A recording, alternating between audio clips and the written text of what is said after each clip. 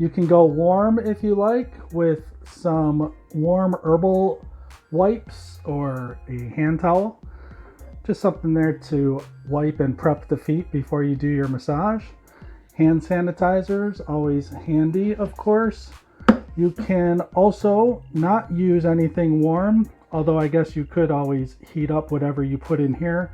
But a little spray bottle comes in handy to spray down the foot before you massage it. Here's some cheap things from the dollar store. They have some arthritis and sport kind of thing here. You can mix that into your herbal bath if you like.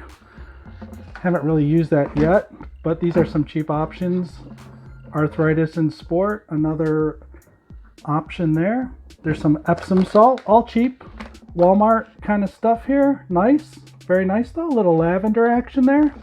So you can do that using a little plastic dollar store. Again, I'm showing you these very inexpensive options so that nothing gets in the way of you enjoying giving a foot massage or getting a foot massage.